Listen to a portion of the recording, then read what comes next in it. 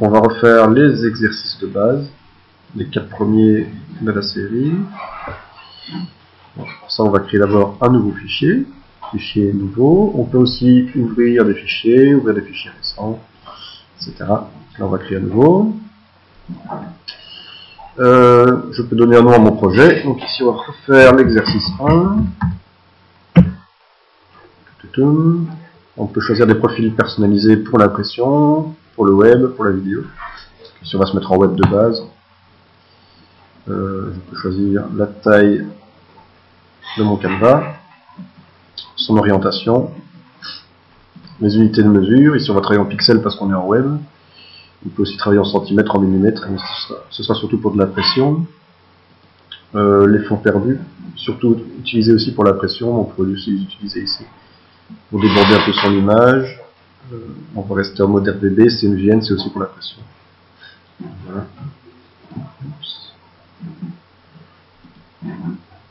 Je vais glisser mon premier exercice, simplement ici. Je vais zoomer avec ma loupe ici, pour voir un peu mieux ce qu'on va faire. Je vais prendre dans mes outils l'outil rectangle arrondi. Voilà. Ici j'ai ma couleur, je vais la mettre en rouge, et je vais enlever le trait de contour, donc je clique sur le trait de contour, ici, je le supprime. Ici je double-clique, je peux aller chercher ma couleur à la main. Mais pour avoir la couleur exacte ici, on va plutôt utiliser l'outil pipette, qui est ici. Clic. Voilà. Je vais l'amener, hop, avec ma flèche noire. Je vais effectuer une rotation en appuyant sur la touche majuscule. Comme ça, ça se met de 45 degrés. Oups. Je vais plus ou moins le centrer.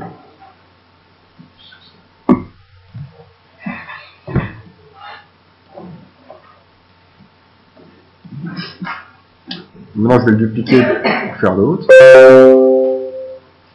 Donc, soit je vais par édition, copier, coller. Ici, on voit ici, on a les raccourcis clavier. Je vais faire CTRL-C, CTRL-V pour le plus vite. CTRL-V. De nouveau une rotation avec la majuscule. Et je vais essayer de fixer. Moins.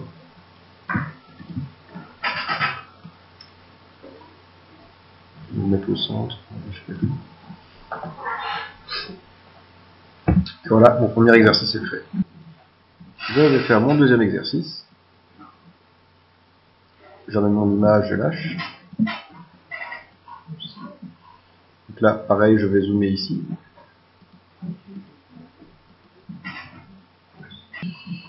Je vais créer un cercle avec l'outil ellipse. J'appuie sur majuscule pour garder les proportions, parce que si je lâche la majuscule, ça me fait des ellipses. Si je pousse sur majuscule, il me fait un cercle parfait. Oups. Je supprime mon contour. Ici, oups. Avec l'outil pipette, je vais aller choisir la couleur. Hop. Pour faire l'engrenage, je vais prendre l'outil rectangle.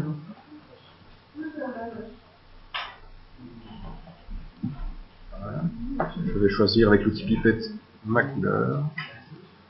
Et puis avec la flèche blanche, je vais prendre un des coins et déplacer de 3 pixels vers la droite avec les flèches de mon pavé numérique.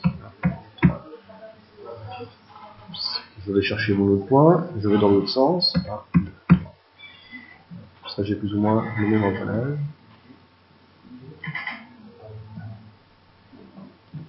Je peux un peu le réduire, mais plus ou moins. Voilà. Je vais repositionner par rapport à mon cercle pour le centrer. Je vais utiliser l'outil rotation. Non, d'abord je vais sélectionner mon carré et je vais utiliser l'outil rotation. Essayer de me mettre au centre du cercle. Voilà. J'appuie sur la touche Alt, je clique, et ici je choisis le nombre de degrés duquel je fais une rotation. J'ai 1, 2, 3, 4, 5, 6, 7, 8. 360 divisé par 8, ce qui nous fait... Si comme je vois vous avez oublié, vous prenez la calculette, 45 degrés. Là, je mets 45. Je peux mettre un aperçu pour voir ce que ça donne. Donc si je fais OK, il va juste me le faire venir ici. Ce qui m'intéresse, c'est qu'il me le copie. Je fais copier. Voilà. Pour répéter la même opération, je peux faire le raccourci CTRL D.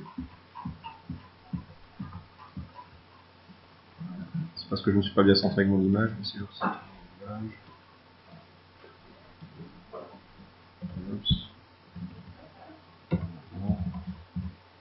C'est bon.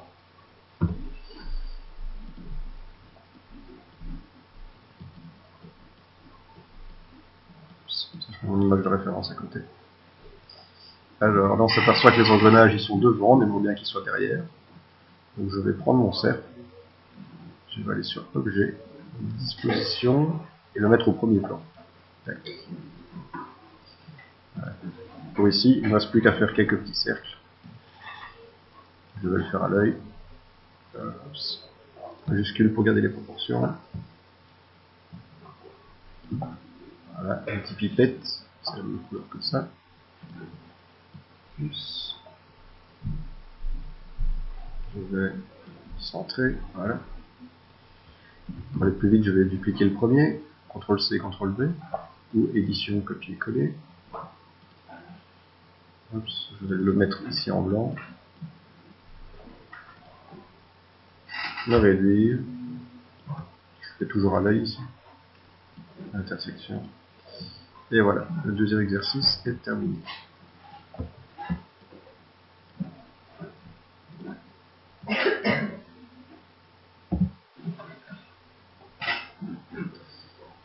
Voilà. Le troisième exercice va vous apprendre à utiliser l'outil plume. Ici, si je mets comme ça, on ne va rien voir. Donc je vais supprimer la couleur de contour, la couleur de fond, et mettre en trait de contour noir. Noir. Pour voir ce que je fais. Je vais zoomer dans cette zone là. Je vais prendre mon outil plume, ici. Donc les différents outils, l'outil plume permet de créer des points, celui-là d'en rajouter, celui-là d'en supprimer, et celui-là de convertir des points. Donc, je vais remonter un peu. Ici je clique, ici je clique mais je laisse mon doigt appuyé, et j'étire mes courbes pour que ça épouse bien la courbe de base. Je viens ici et je clique une simple fois. Je viens ici, je clique mais je laisse mon doigt appuyé.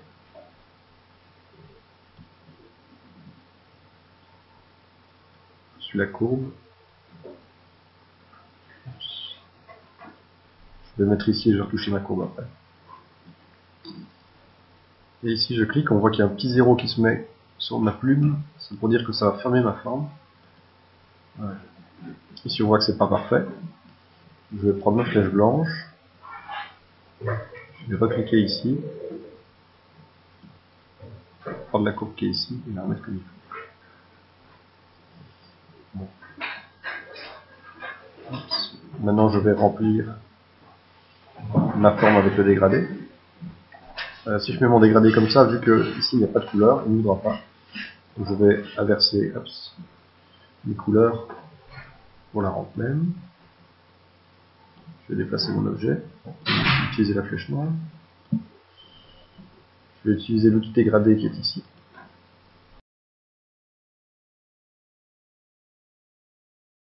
Je vais ramener un peu ma forme.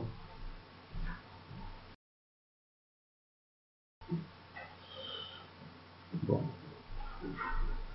Pour éditer mon dégradé, je sélectionne la couleur qui est ici.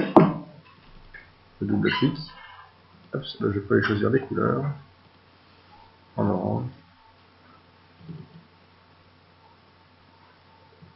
Et ici, en rouge. Et j'ai mon deuxième exercice qui est fini. Pour l'exercice 4, j'amène mon image.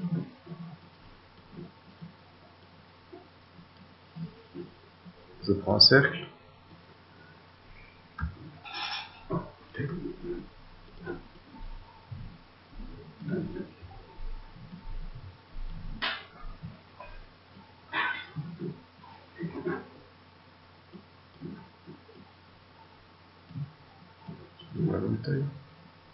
Avec mon outil pipette, je vais prendre la couleur.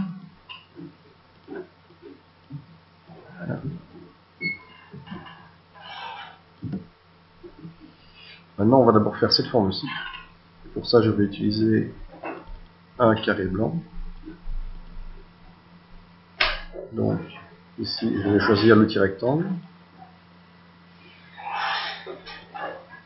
Donc, si je n'appuie pas sur majuscule, ça me fait des rectangles. Ici, je vais faire un carré, donc j'appuie sur majuscule. Je vais faire une rotation à 45 degrés, donc toujours en appuyant sur majuscule.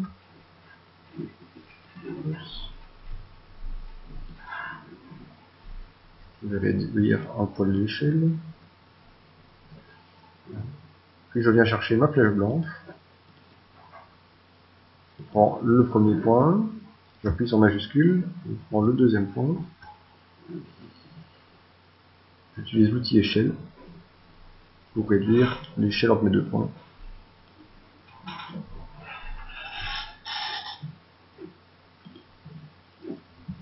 Et je replace ma forme. Maintenant je vais copier ma forme. Je vais faire CTRL-C, CTRL-V. Je vais la réduire un peu. Je vais mettre ma première forme dans la deuxième.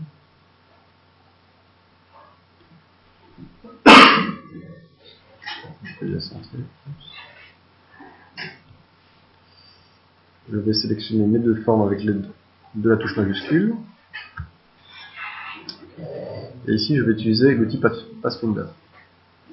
S'il n'apparaît pas, vous allez dans Fenêtre, et je vais chercher ici. Voilà. Je fais deux fois. Et je veux maintenant que la forme à l'intérieur creuse dans celle à l'extérieur. Je vais utiliser ce bouton-là, soustraction. Et j'ai ma première forme. Pour la forme ici, maintenant, je peux utiliser deux formes. Un rectangle.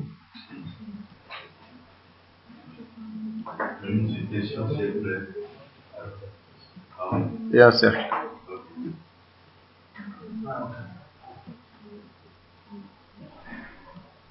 Voilà. Maintenant, avec la flèche noire, je vais sélectionner les deux formes. Et je vais les fusionner. C'est ce bouton-ci sur le Pathfinder. Voilà. Maintenant, je vais cliquer ma forme. CTRL-C, CTRL-V. La réduire à l'aide de la touche majuscule pour garder les proportions. La ramener ici, à l'intersection. Je vais sélectionner deux formes. Et je veux que celle du haut creuse dans celle du bas. Tac. Maintenant, je peux sélectionner les deux formes créées et n'en faire qu'une seule.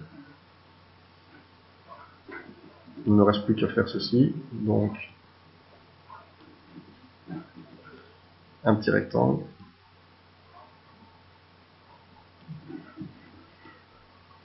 Un petit cercle. Avec la touche majuscule pour garder les proportions. Oups.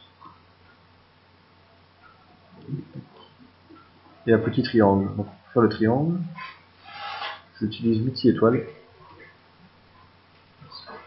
Et je descends avec mon pavé numérique vers le bas, avec mes flèches, pour qu'il m'enlève des faces. Et j'appuie sur majuscule pour garder les proportions. Voilà. Je reprends ma flèche noire pour le déplacer. Oups. Je sélectionne mes formes. Et avec le Pathfinder, je n'en fais qu'une seule.